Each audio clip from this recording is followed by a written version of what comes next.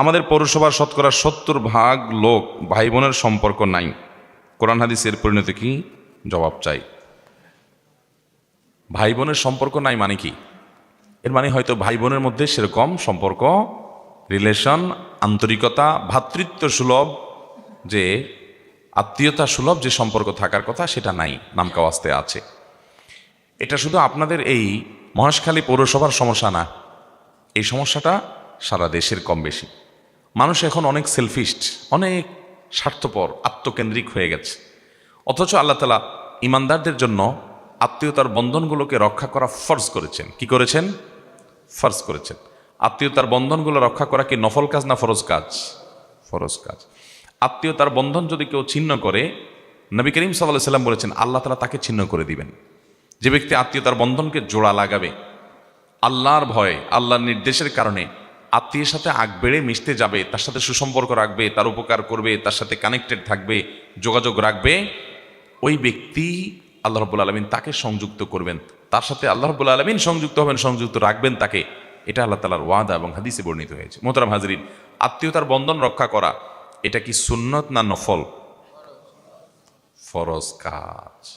অতএব আপনার ভাইয়ের সাথে আপনার কোনো যোগাযোগ নাই, কথাবার্তা নাই, উঠা বসা নাই, উল্টা বরং মামলা মোকদ্দমা আছে, শত্রুতা আছে, তার ভালো দেখতে পারেন না, পারলে তার জমিটা মেরে দেন, বাবার সম্পদে তার ভাগটা না দিয়া বাঁচতে পারলে সেই চেষ্টা করেন। এই রোগ বা প্রবণতা যদি থাকে, তাহলে নবী করিম সাল্লাল্লাহু আলাইহি সাল্লাম বলেছেন লা ইয়াদখুলুল জান্নাতা কাতি', আত্মীয়তার সম্পর্ক যে ছিন্ন করে সে জান্নাতে যাবে নো এন্ট্রি। মুসলমান হওয়ার পরও যে লোকগুলো জান্নাতে যেতে পারবে না, সে কপাল পড়া মানুষগুলোর ভিতরে একটা হলো আত্মীয়তার সম্পর্ক ছিন্নকারী। এখন আপনি বলবেন, ভাই আত্মীয়তার সম্পর্ক কিভাবে জোড়া দেব? আমি যদি একটু তার সাথে মিশতে যাই, সে তো আমার সাথে মিশতে চায় না। এক হাতে কি আর তালি বাজে? আমি একটু তার উপকার করতে চাই, সে তো আমার ছায়াও দেখতে চায় না। সে পারলে আমার থেকে এড়ায় এড়ায় থাকতে চায়, বা আমি তার জন্য অনেক কিছু করি, সে আমার জন্য কিছু করতে চায় না, স্বীকারও করে না।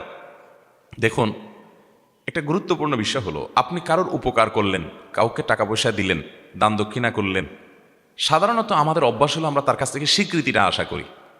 স্বীকৃতিটা আশা করি যে লোকটার জন্য এত কিছু করলাম, অন্তত সে মুখে স্বীকার করুক যে আমি তার জন্য করছি। এটা আশা করি না আমরা অনেক সময়? সূক্ষ্ম একটা বিষয় হলো, এটাও আপনার লৌকিকতা কিংবা মানুষের কাছ থেকে আপনি বিনিময় আশা করার যে অপরাধ, সেটার মধ্যে সামিল হওয়ার ভয় আছে। আপনি তার কাছ থেকে কোনো ফিডব্যাক আশা করবেন না। দেখুন, অনেক সূক্ষ্ম একটা ব্যাপার, কিন্তু আল্লাহ তাআলা কোরআনে বলেছেন ওয়ায়ুতঈমুনা আত-তাআমা আলা হুব্বিহি মিসকিনাও ওয়া ইয়াতীমাও ওয়া আসীরা ইন্নামা নুতঈমুকুম লিওয়াজহিল্লাহ লা নুরিদু মিনকুম জাযাআও ওয়ালা শুকুরা। আল্লাহ তাআলা নেককার এবং জান্নাতি লোকগুলোর বৈশিষ্ট্য সূরা আহারে উল্লেখ করতে গিয়ে বলেছেন, তারা মানুষকে খাদ্য দান করে, মানুষকে দান দক্ষিণা করে, এবং এগুলা করার পর বলে ইন্নামা নুতঈমুকুম লিওয়াজহিল্লাহ, ও ভাই তোমাকে আমি এটা খাওয়াইলাম, দান করলাম আল্লাহকে খুশি করবার জন্য। লা নুরিদু মিনকুম জাযাআ, তুমি এটার বিনিময়ে আমাকে আবার কিছু দিবা, আমি দিলাম তুমিও আমাকে দিবা, এই আশা তো নাই। এমনকি ওয়ালা শুকুরা, তোমার থেকে থ্যাঙ্কসও আমি আশা করি না। তোমার থ্যাঙ্কসও আমার দরকার নাই। আমি থ্যাঙ্কস কার কাছে চাই? আল্লাহর কাছে চাই। খুব সূক্ষ্ম বিষয়, কিন্তু আপনি অনেক উপকার করলেন, লোকটা আপনাকে থ্যাঙ্কসও দিল না, স্বীকারটা পর্যন্ত করলো না, ভাব নিল সে নিজে নিজে সব করছে। আপনি যে এত কিছু করে দিয়েছেন, সে স্বীকারটা পর্যন্ত করতে রাজি না। এরকম লোক আছে না আমাদের সব? যদি সে স্বীকার না করে, তাহলে সে নিজে অপরাধী হবে, কারণ সে নাশকর, সে অকৃতজ্ঞ। কিন্তু আপনি স্বীকারের আশা করবেন না। অনেকে আছে, না ওর জন্য আর কিছু করবো না, এত কিছু করলাম, নিমক হারাম, স্বীকারই করে না, তাহলে ওর জন্য আর কিছু করবো না। এরকম আমরা করি কি করি না? তো ওর কাছ থেকে স্বীকারের আশা যদি আপনি করেন, তাহলে আল্লাহর কাছ থেকে কি বিনিময় পাবেন? আল্লাহর কাছে বিনিময় চাবেন, আর কোনো ফিডব্যাক চাইবেন না, কিচ্ছু চাই না, শুধু আল্লাহর কাছে বিনিময় চাই। তার কাছ থেকে থ্যাঙ্কসটা পর্যন্ত আশা করি না। যা চাওয়ার সব কার কাছে চাই? আল্লাহর কাছে। এরে বলা হয় ইখলাস। ভাই, ইখলাসের একটা মজা আছে, আজীব এক স্বাদ আছে।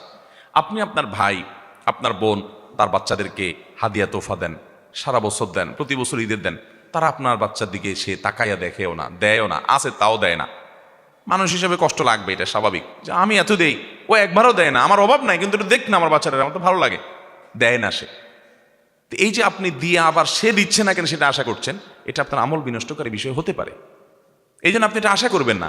সে দেয় না, সে আল্লাহর কাছে জবাবদিহি করবে, কেন তার ভাতিজাদের খেয়াল রাখে না, ভাইয়ের প্রতি খেয়াল রাখে না, আত্মীয়তার সম্পর্ক রক্ষা করে না, সে গুনাহগার হবে। বাট আমি আমার দায়িত্ব পালন করবো, আমি তার কাছ থেকে কিছু আশা করব না, আমি আশা করবো আল্লাহর কাছ থেকে।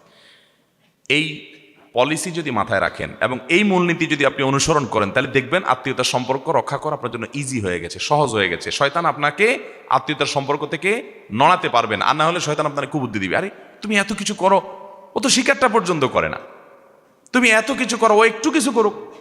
দেখবেন আপনার নিজের বই বলবে আপনাকে যে তুমি তোমার ভাই বোনের জন্য কি না করছো, জীবনটা দিয়ে ফেলছো, ওরা ওরা শিকারটা পর্যন্ত করে না। বউ দেখবেন ফুসলাবে, আছে না নাই? তখন বউকে এ ওয়াজ শুনাই দিবেন যে আমি আমার দায়িত্ব পালন করছি, ওর কাছ থেকে কিছু পাওয়ার আশা না, ও আমার জন্য চুল পরিমাণ কিছু না করলেও ও না করার কারণে আল্লাহকে জবাবদিহি করবে, আমার কোনো সে নাই, আমি যা করছি এটার বিনিময়ে ওর কাছ থেকে কিচ্ছু চাই না, থ্যাঙ্কসটাও চাই না। আল্লাহ কোরআনে নেককারদের প্রশংসা করে তাদের বর্ণনা দিতে গিয়ে আল্লাহ বলেছেন লা নুরিদু মিনকুম জাযাআন ওয়ালা শুকুরা। তারা দান করে বলবে তোমাদের কাছে, ও ভাইয়েরা তোমাদের যাতে দান করলাম, উপকার করলাম জীবনে, তোমাদের কাছ থেকে বিনিময়ও চাই না, শুকরিয়া বা কৃতজ্ঞতা, থ্যাংক ইউ আশা করি না। তাহলে এইভাবে যদি আপনি দেখেন, তখন আত্মীয়তার সম্পর্ক রক্ষা করা কি হবে? সহজ। এক ব্যক্তি আমাদের প্রিয় নবী সাল্লাল্লাহু আলাইহি ওয়াসাল্লাম কাছে আসছেন, এসে বলছে, ইয়া রাসূলুল্লাহ, আমার এক আত্মীয়, আমি তার সাথে মিশতে চাই, কিন্তু এই আল্লাহর বান্দা পারলে আমার ক্ষতি করে, আমার গোষ্ঠী উদ্ধার করে, মামলা মোকদ্দমা করে, অযথা আমার সাথে গন্ডগোল ফাসাদ করে, আমি চাই তার সাথে একটু ভালো করতে, কিন্তু সে আমাকে এগুলো করতে দেয় না। তখন নবী করিম সাল্লাল্লাহু আলাইহি ওয়াসাল্লাম বলেছেন, শুনো, তুমি যেমনটি বলেছো বাস্তবে যদি এমন হয়, তাহলে তো ও কপাল পোড়া, ও তো গুনাহগার আত্মীয়র প্রতি অসদাচরণ করার মাধ্যমে। কিন্তু তোমার দায়িত্ব হলো তুমি তার প্রতি সুসম্পর্ক বজায় রেখে চলবে, কারণ লাইসাল ওয়াসিলু বিল মুকাফি, আত্মীয় দেয় সেও দেয়, আত্মীয় ভালো করে সেও ভালো করে, এটা আত্মীয়তার সম্পর্ক রক্ষাকারী না। আত্মীয়তার সম্পর্ক রক্ষাকারী কে? যে তার আত্মীয় তাকে দেয় না তারপরও সে দেয়, আত্মীয় তাকে ভালো কিছু বলে না তারপরও সে ভালো কিছু করে, অর্থাৎ সে ভালো থাকার চেষ্টা করে, এই চেষ্টাটা থাকতে হবে। হ্যাঁ, কোনো সময় এমন হতে পারে যে সীমানা ছাড়িয়ে যায়, তার কাছে ভালো কিছু করতে গেলে আরো পারলে আমারে ক্ষতি করে, তাহলে আপনি আত্মরক্ষার জন্য দূরত্ব বজায় রাখলেন, সেটা ভিন্ন কথা, কিন্তু দূর থেকে তার কল্যাণ কামনা আপনার মধ্যে থাকতে হবে। আর আত্মীয়ের তালিকায় সবচেয়ে কাছের আত্মীয় কারা? সবচেয়ে নিকটের আত্মীয়, যাদের সাথে সম্পর্ক রক্ষা না করলে আপনার ফরজ তরকের গুনাহ হবে। আপনার বাবা মা, আপনার সন্তান সন্ততি, আপনার ভাই বোন, আপনার চাচা ফুফু, এরা হলো সবচেয়ে কাছের আত্মীয়, বিশেষ করে ভাই বোন। এটা ঠিক যে প্রশ্ন করেছেন তিনি গুরুত্বপূর্ণ প্রশ্ন করেছেন, যে আমাদের দেশে সব জায়গায়, সকল জেলা উপজেলা থানা সব জায়গায় দেখবেন যে মানুষের মধ্যে ভয়ঙ্কর রোগ আজকে ধারণ করেছে, যে আমরা আত্মীয় স্বজনের হক, বিশেষ করে ভাই বোনের সাথে সম্পর্ক আমরা রাখি না। অতএব সর্বাবস্থায় ভাই বোনের সাথে সুসম্পর্ক বজায় রাখবো তো ইনশাআল্লাহ। কোনো যুক্তি, কোনো বুদ্ধি এখানে কুলাবে না যে না সে অমুক, সে তমুক, সে হান, সে তান না। আপনি আপনার চেষ্টা সর্বাত্মকভাবে করবেন, চেষ্টা করবো তো ইনশাআল্লাহ।